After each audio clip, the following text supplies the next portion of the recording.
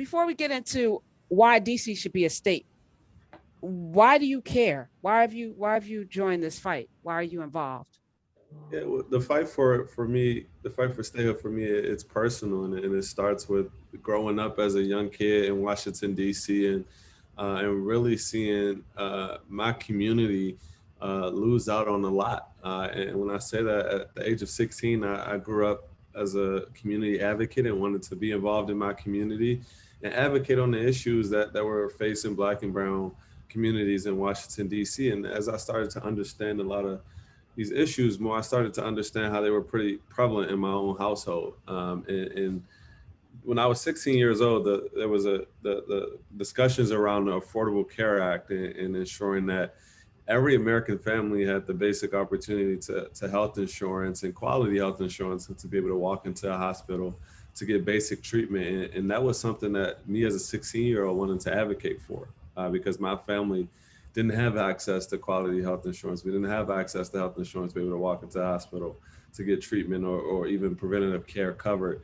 And when the call to action was, when President Obama made the call to action, call your senator, and I realized my shadow senators didn't have a vote in our Senate. I realized that my advocacy at that point ended in the mayor's office. And that's where I started to get involved with the DC statehood movement and advocating for DC statehood, and realize that the injustice exists right here in our nation's capital. There are majority Black and Brown residents who are American citizens and do not have voting representation in their Congress. And we started this organization, 51 for 51, 2 years ago, to center young Black people in the movement and make it a national movement. And we said that if 51 votes was enough for Mitch McConnell to confirm 3 Supreme Court justices, then it should be enough for democracy. It should be enough for statehood. So we said 51 for 51. Let's make DC the 51st state with 51 votes in the Senate.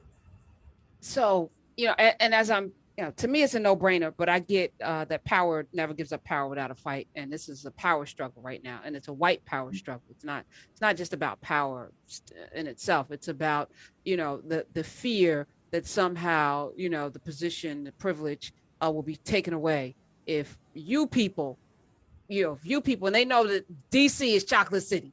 So they already know demographically where the power is going to sit. And that's why we're seeing all this voter suppression. It's not a coincidence. And you talk about Mitch McConnell. It's not a coincidence with that when Barack Obama was elected president of the United States of America, that they got busy locally, and they got busy with the judges, and they got busy with the suppression. And we were happy partying and going to the White House and taking pictures and, going to egg rolls. Easter egg rolls, but this is where the battle is. So for a young person, tell me about your household, Jamal. Like who are your people, and how did you even have the sensibilities to go, oh, let me get involved? Yeah.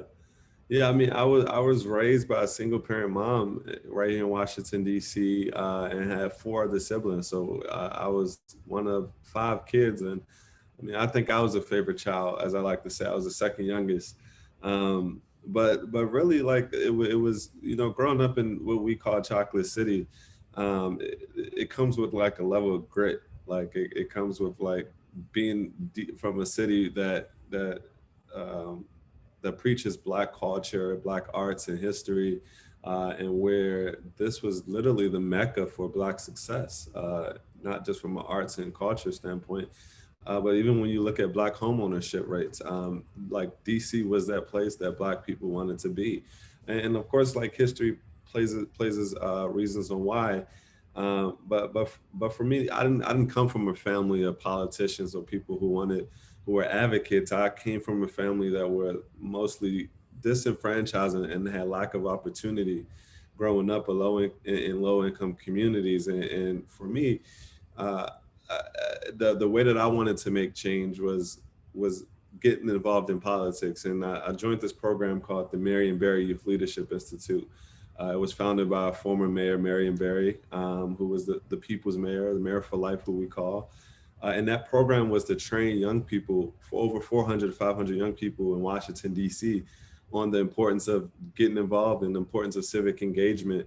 And that was Marion Barry's motto, like take it to the streets, learn about your government, learn about how to advocate for particular issues, and that was unique for my family. So I was that advocate of my family, and I was the advocate of change, because as I started to see the issues more and more in my community, from like gun violence, quality of affordable housing, quality of life issues, and poverty, I started to see how those things were prominent in my own household. So I wanted to take action. I wanted to make change. And lack of statehood, as I started to learn more about statehood, I started to understand that our lack of having statehood, of not having voting representation, when the decision makers on the Hill are talking about health insurance and women's reproductive rights all the time, and for us not to have a voice on that, we're losing out on millions and millions of dollars to really help Black communities prosper. And we've seen this in the past year alone, where in a place like Washington, D.C., where the pandemic disproportionately affected Black and brown communities, African American communities, and you see D.C., where the population is majority Black and brown, be stripped $700 million from COVID relief funds. Like, that's a problem. And you see states like Wyoming and Vermont, where they have a lesser population than Washington, D.C., have about 1.6% Black population, receive much more in funds than Washington, D.C. So lack of statehood really roots to racial justice, racism, and really our fight to help our community prosper. And I'll make one more point, that they say that it's projected that when DC becomes a state, that we'll receive $2 billion more in revenue to support local programming and local infrastructure, and that's supporting our Black and brown communities, because again, like, all boats must rise with the tides, and if we're going to be a city that's going to continue that's going to continue to prosper, we have to ensure that our Black and brown communities experience that prosperity as well. Man, I just really want to appreciate you and your work, particularly your political analysis and shaping. When you say stuff like, forever mayor, mayor for life, Marion Barry, then folks have an understanding of where you're coming from in the district and the DMV, in that you honor that organizing model, that civic engagement model, that people first model. So just really want to appreciate that. Also just want to make clear, you may have more to say about this, that 51 for 51 is making a two-step proposition, right? That it's, yes, DC should be the 51st state, but also you're making a very clear statement about the filibuster right now. This filibuster conversation is going on right now, this requirement that you need more votes than that, but you're arguing for a simple majority, which means you're also arguing for filibuster reform. And it's interesting that President Biden, Vice President Kamala Harris are listed as endorsements for 51 for 51. How do you feel about how clear or how forceful they've been, or the lack thereof, on filibuster reform and bringing these two issues together? Yeah, I mean, I think there was a lot there, but I think one, like, you're right, 51-51 is that two-step process, but it's not a hard process at all, in which people frame it as. And it's the filibuster, right? We aren't going to let, we came too far together to let the filibuster stop us from reaching true progress. And this filibuster is a Senate loophole that allows a minority of senators to block legislation favored by the majority. And as senators are pointing out, the filibuster has blocked racial justice and civil rights bills for decades. We've seen it block anti-lynching bills. We've seen it attempt to block the Civil Rights Act and Voting Rights Act of 1965. And voters want to see progress on racial justice, and they want to see that their votes count. In our current Senate makeup, this would, like, it 100% overwhelmingly supports the majority of, represents majority of the residents, American citizens. So when we talk about the filibuster and passing DC statehood with 51 votes, for us, if we're going to preach democracy and live up to our true ideals as a country, we can't allow things like the filibuster to stand in the way of reaching that democracy, and not let the politics of this all overpower the people's voice. I always talk about putting people over party. And yes, you're right. Joe Biden and President Biden and Vice President Harris endorsed our mission when we were making this fight, and literally following young people from Washington D.C., young Black people from Washington D.C., going all across the country and getting presidential candidates to endorse our mission. It was great to get the opportunity to get people like President Biden and Vice President Harris to endorse our mission and other candidates. But what really moved it for me was connecting with the people in those communities, because I think for far too long, the fight for DC statehood sat on the backs of Washingtonians and people who live in DC. And truly, we have to make this an American issue. Because Martin Luther King says, like, an injustice anywhere is a threat to justice everywhere. And you'll be amazed that when you go to places like South Carolina and talk to Black folk in South Carolina, and they not know that DC isn't a state, and you go to places like in Houston or in Detroit, and you talk about DC statehood, and people are like, what, people in Washington DC don't have to be able to vote for, they don't vote for a senator, or they don't have voting rights. And when you say those things to everyday Americans, to people, to Black people in these communities, it's bringing more and more people along in the fight. And that's what we made this fight about, is making it a national issue and not just a fight that's sit on the backs of Washington, D.C. Residents. Jamelholtz is here.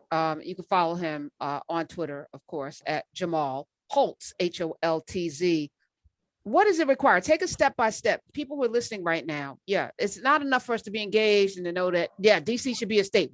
I think people who are listening agree. And what's the opposition to that? 866-801-8255. What do they tell you is a good reason why DC should not be a state? I mean, I mean, let me just start with a little bit of history here. Like, disputes about statehood have always been about race. Like, segregationists didn't want to admit Hawaii or New Mexico into the United States because their population was too indigenous, or the culture didn't fit, or like the people, there were majority people of color. And you hear some of those dog whistle language now about the fight for DC statehood, right? You hear Republicans say things like, Washingtonians aren't real people because we don't have enough lodgers or factory workers living in the District of Columbia, or there's no airports, or there's no car dealerships in the District of Columbia. This is all like coded language that is blatantly racist, and we won't stand for it. Like, DC statehood is literally the most pressing civil rights issue of our lifetime. And we need statehood to really uplift Black and brown voices in our Senate.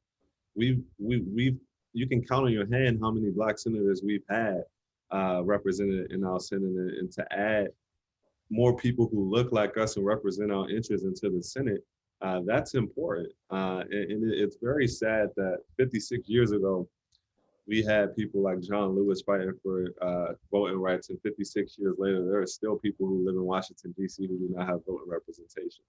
And what disgusts me about all of this in this fight, and some of the language that I hear all the time, is that that DC should move back to Maryland or Virginia. And literally, retrocession, the strategy around retrocession has always been rooted into racism and the slavery movement, right? Like, you saw places like Alexandria, Virginia, that was once a part of the District of Columbia, and part of the reason why they wanted to move back to Virginia was because they wanted to still be able to partake in the slave trade, because DC was going to outlaw the trade of enslaved people. So the white people in Alexandria said, no, we don't want to be a part of the District of Columbia no more. We want voting representation, and we want to be able to trade enslaved people. And we saw that with many other states. The Missouri Compromise, when the reason why Maine became a state as a free state, they said that the only way we're going to make Maine a state is if we add another slave state into the Union. So statehood for many years in our entire country's history has always been rooted into racism and subjugation. It's about control. It's about simplifying the Black voice and not allowing us to uplift the Black voice and Black power. So when we hear this coded dog whistle language and racist language around not making DC a state, the way we revert, my question I always ask is, are you okay with American citizens who pay federal taxes to not have representation in their Congress, to not have representation in their union? And a lot of people always talk about the Constitution and what the foundation of this country was about. If we're going to play that card, the foundation of this country was built on the principles of no taxation without representation. So whether you're Republican, Democrat, or independent, like you deserve, if you pay federal taxes, if you pay taxes, then you deserve representation. And this is about suppressing the Black voice and Black vote, which is why you see a lot of Republican opposition to statehood. Well, let's put it in perspective. The state of Wyoming. State of Wyoming has roughly 563,000 people, 1.5% Black. State of Vermont has 625,000 people, 1% Black. North Dakota, 672,000, roughly almost 673,000. What's the percentage of Black people there? Alaska, 710,000 people live there. All of these states have 2 senators. And all except for Alaska have fewer people than live in DC. All of them. Alaska's comparable, 710,000, it's about 709,000, 708,000 folk that live in DC currently. How can those states have 2 senators representing those people and DC has 0?